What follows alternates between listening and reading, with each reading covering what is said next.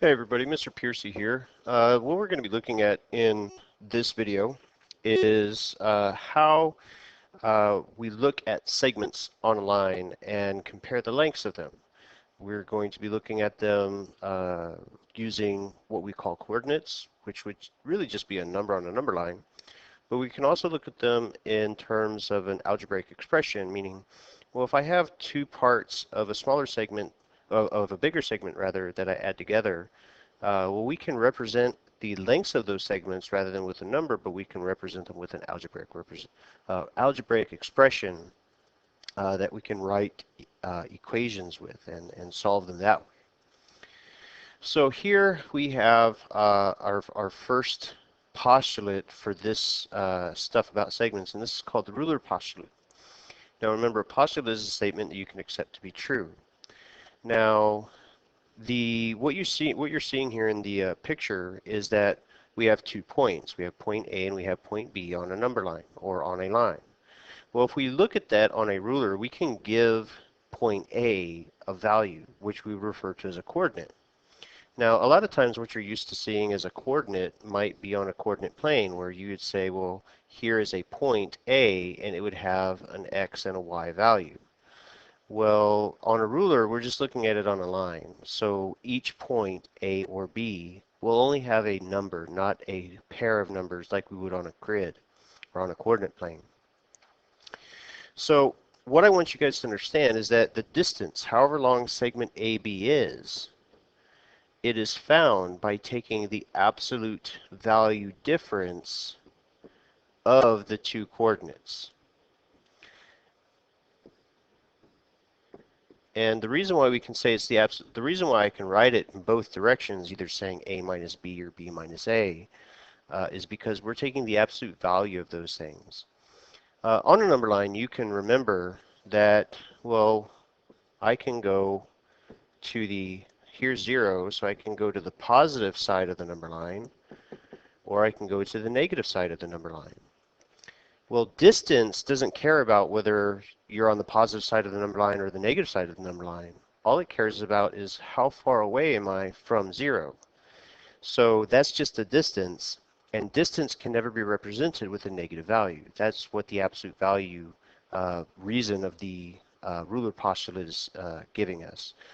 So let's take a look at some examples. How long are these segments? Now, I'm going to show you both ways of doing it, using the ruler postulate or simply by looking at the number line and counting it. Now, the easiest way really is to just say, when we're looking at ST, how long is it? Well, from point S to point T, you can just kind of look at it and count and say, well, from -4 to -2, that's 2 spaces, because clearly there should be a -3 here. So the hash marks that we have on our number line are counting by 2's. So I can just kind of count, well, that's 2, 4, 6, 8, 10, 12. So I should be able to say this is 12 units long. Now this one is nice and easy to do because the number line is not very long, and the points between them, or the 2 points that we're looking at, the distance between them isn't very big. But what if it wasn't practical for us to put the 2 points that we're talking about on the same number line? Or if the distance between them was too great to want to try and count them that way? Well, that's where the ruler postulate would come into play. So here I can say that ST would be the absolute value difference of saying point S minus point T. And if we take the coordinates that we have there, the coordinate for point S, pardon me, is a -4. So I'm going to subtract the coordinate of point T, whatever it happens to be, which is an 8. Well, -4 minus 8 is a -12. And as we learned in algebra, absolute value is always given to be as a positive number because, as I was explaining a second ago, it's really just representing a distance from 0 on a number line, and 0 can't be a negative value. So here again, I would say it's 12 units long. Let's put units here for UN for units, because maybe it's feet, maybe it's inches, I don't know. So that is the counting method. This is the ruler postulate method. As long as you can arrive at the answer, I would be okay either way, but I really want you guys to see how the math works in case you need to use it at some point. So let's try, let me go pick a different color here, and let's go for SU. Let's do that one in a different color. So from S to U, well, S to U is not that much further away than T was. So SU, we can just add one more of those little tick marks on there. We can say that that one's going to be 14 units long. Again, you could use the ruler postulate as well, but one time I think for this is sufficient. So let's try purple here. So now let's try TV. Now TV, again, you could very much look at the ruler postulate and set up the difference between the 2 points, and whether it was positive or negative, you just take the absolute value of that number. So from T to U, we can say, well, that's 2, I'm sorry, not from T to U, but from T to V. Well, each hash mark is 2, so there's 2, 4, 6. So we can say that TV is 6 units long. And if you ever want to see how we would do that algebraically using the ruler postulate, by all means let me know and I'll be happy to demonstrate it for you. But I showed you once, and that should be enough, but if not, let me know and I'll show you another one.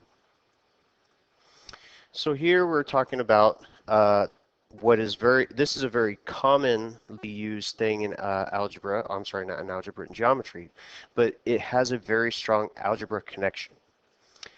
Here we're talking about the segment addition postulate. And again, off to the side, I'd like you to remind yourself, what is a postulate? We talked about it. It's the very foundational layer of the hierarchy of the thinking geometry uses.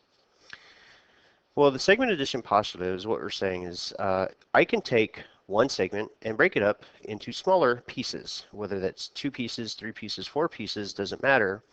However many pieces I break it up into, I can simply add them all together to figure out how long the original big piece was in the first place. And so in the picture we see we have one big segment from A to C, and it's divided up into 2 smaller pieces, AB and BC. So AB plus BC must equal AC. And that's where the postulate is coming from. Now, some of these are going to be pretty straightforward as far as saying, well, if this is this, 5 plus 7, we can say the whole thing is 12. But as we're seeing here in these 2 examples, they're not giving us numbers to say how long something is going to be. We have to use a little bit of algebra to answer those ourselves. So on the example on the left, we have an overall segment, EG, which is made up of 2 smaller segments, EF and FG. And the problem is letting us know that the overall segment, EG, is 59 units long. And how long, and we're being asked to figure out how long is EF and FG. So the segment addition postulate says that the 2 smaller parts, segment EF plus segment FG, those added together must equal the entire segment EG. So instead of giving us numbers to work with that says like 5 plus 7 is equal to something, they're giving us an expression. So now at this point, I will simply substitute the expression of EF, which is 8x minus 14, into the problem. And I'll substitute this expression for FG into my algebraic equation that I have here, so 4x plus 1. And all of it should equal the total of 59 units. So now we have, at this point, really the geometry is pretty much done by simply setting up the equation EF plus FG equals EG. Really the geometry is done. The rest of the solving the problem is really just algebra. And you can see on the left side of the equal sign, we have a couple of sets of like terms. We have 8x and 4x that can be combined, and we have negative 14 and a positive 1 that can be combined. So the x's will give me overall 12 x's, and negative 14 plus 1 will give me a negative 13 to be equal to 59. Move the 13 over by adding it to both sides, and I will get 12x to be equal to 72. And now I can divide both sides by 12. And 12 divided by 12, this is going to be something that I kind of take exception to.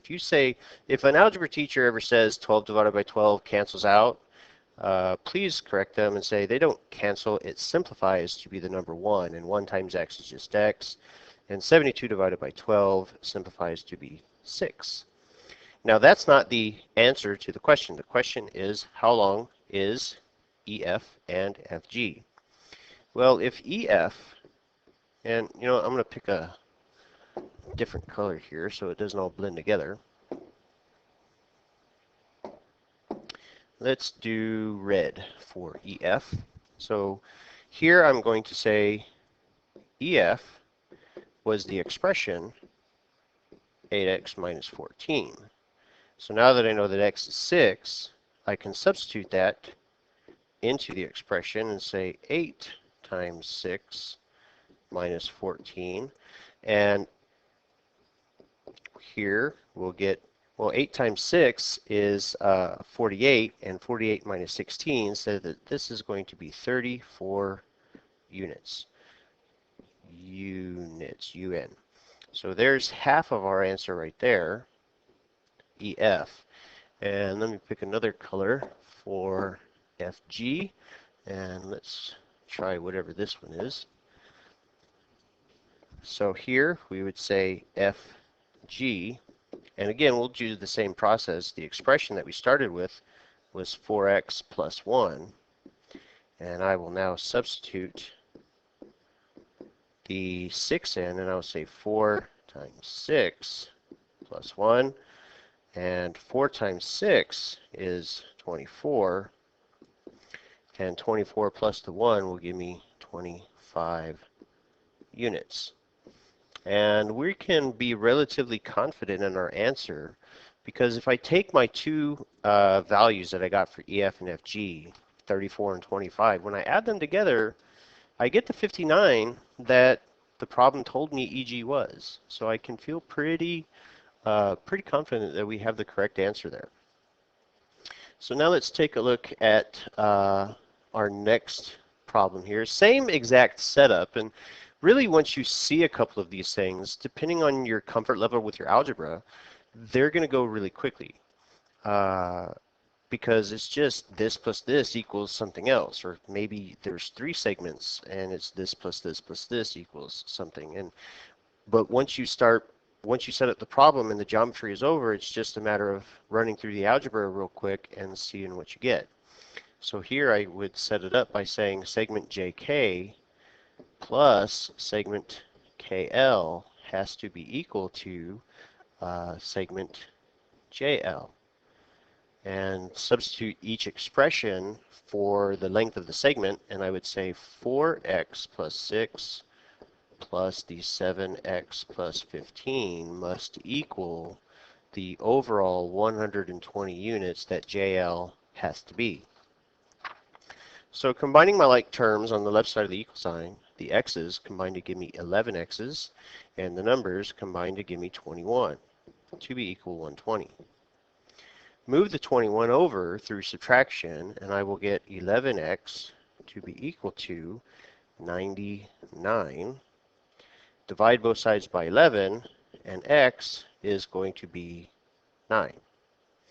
Now again, that's not the answer to the question, so those of you, if you see something like this on a quiz or a test, if you stop at x, well, you've not really answered the question. So now we'll say JK again, and we'll plug that in. So JK was the 4x plus 6 expression. So here I'll say 4 times 9 plus 6. So 4 times 9 is 36, plus the 6 gives me 42 units for segment JK. And let's say yellow. I think yellow will show up okay. And so now we'll say for KL, we'll do the 7x plus 15. Substitute the value of x, 9. So 63 plus 15 gives you a total of 78 units for KL. And again, the quick check to see did I do it right, does 42 plus 78 equal 120? And it does.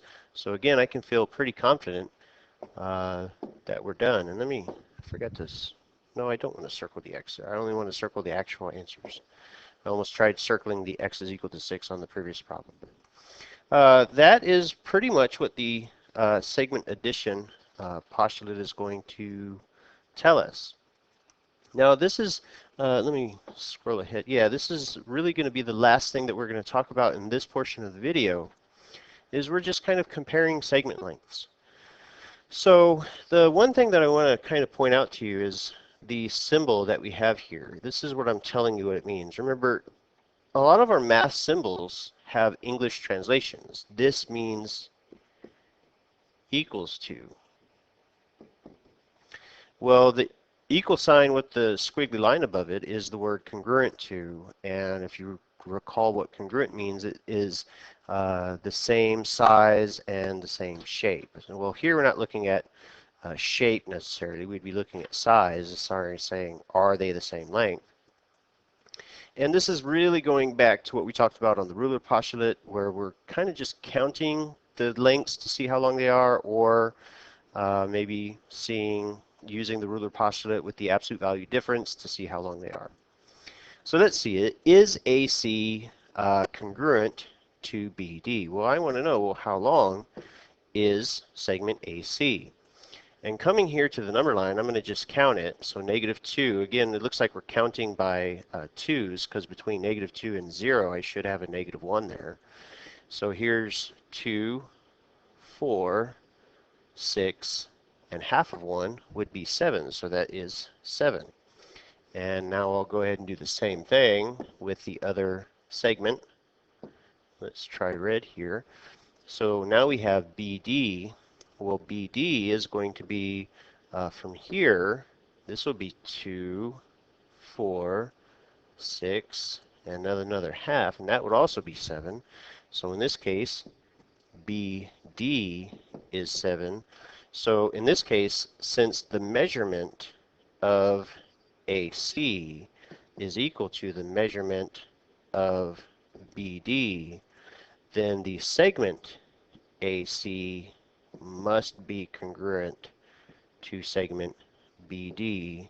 So yes. All right. And at this point, I think we're all pretty much getting the hang of it. But if not, I'll go ahead and run through the last example, AB and DE. So here I'll look at AB in red this time. So from A to B, I'm going to go 2, 4, 5.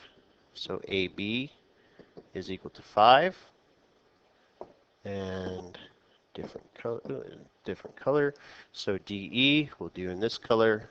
And here I'm going to go, this is 2, this is 4. So DE is equal to 4. So the way that we would look at this from a math standpoint is I would say the measurement of AB does not equal the measurement of DE. So that means segment AB cannot be congruent to segment DE. E. So we're going to say no, they are not congruent. Okay, we're going to go ahead and pause or stop the video here. And again, as you're going through these things, any questions, thoughts that you might have during the explanations that you're just not sure about, make sure you write them down as we're going, and bring them to me as you see fit in the emails or comments or something. And we'll pick it up next video where we're talking about midpoints and how it affects segment lengths and so on. But until then, guys, thanks for watching, and take care, and we'll see you guys soon.